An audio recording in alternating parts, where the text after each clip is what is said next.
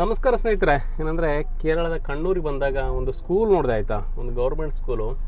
ನೋಡಬೇಕಾದ್ರೆ ಇಷ್ಟ ಆಯಿತು, ಒಳಗಡೆ ಹೋಗ್ಬಿಟ್ಟು ನೋಡುವ ಏನೆಲ್ಲ ಇದೆ ಅಂತ. ಬೆಳಗಿನ ಜಾವ ಆದರೆ ಒಳಗಡೆ ಬಿಡ್ತಾರೆ ಅಂತ ಗೊತ್ತಿಲ್ಲ, ಹೋಗ್ತೀವಿ. ನನ್ನ ಬ್ಯಾಡ್ಲಕ್ಕೆ ಏನೋ ಗೊತ್ತಿಲ್ಲ, ಇವತ್ತು ಶಾಲೆಗೆ ರಜೆ ಕೊಟ್ಟಿದ್ದಾರೆ.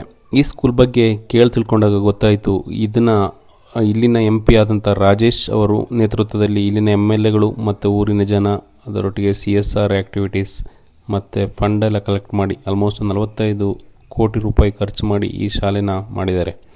ಈ ಶಾಲೆ ಅಂತೂ ಯಾವುದೇ ಪ್ರೈವೇಟ್ ಸ್ಕೂಲಿಗಂತೂ ಕಮ್ಮಿ ಇಲ್ಲ.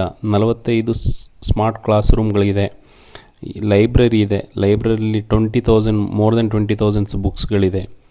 ಲೈಬ್ರರಿ ಮತ್ತು ಪ್ರಯೋಗಶಾಲೆ ಅದೆಲ್ಲ ಇರೋಂಥ ಒಂದು ಸ್ಕೂಲು. ಈ ಸ್ಕೂಲಲ್ಲಿ ಸೋಲಾರ್ ಸಿಸ್ಟಮ್ ಇದೆ, ಅದರೊಟ್ಟಿಗೆ ಕ್ಯಾಮ್ರಾ ಮತ್ತು ಸೇಫ್ಟಿ ಮತ್ತು ಫೈರ್ ಅದ್ರ ಬಗ್ಗೆ ಎಲ್ಲ ಕಾಳಜಿನ ಹೊಂದಿದ್ದಾರೆ. ವಿಶಾಲವಾದಂಥ ಗ್ರೌಂಡ್ ಕೂಡ ಇದೆ. ಇದೆಲ್ಲ ಮಾಡಬೇಕು ಅಂದರೆ ಇದಕ್ಕೆ ಫಂಡ್ ಬೇಕು. ಅದನ್ನು ಕಲೆಕ್ಟ್ ಮಾಡಿದ್ದು, ಅದರ ನೇತೃತ್ವ ಕೊಟ್ಟಿದ್ದು ರಾಜೇಶ್ ಅನ್ನೋವರು ನೇತೃತ್ವ. ಸೂಪರ್ ಸ್ಕೂಲ್ ಆಯಿತಾ, ಯಾವುದೇ ಪ್ರೈವೇಟ್ ಸ್ಕೂಲಿಗಂತೂ ಕಮ್ಮಿ ಇಲ್ಲ. ಮಕ್ಕಳೆಲ್ಲ ಖುಷಿಯಾಗಿ ಇದ್ದಾರೆ.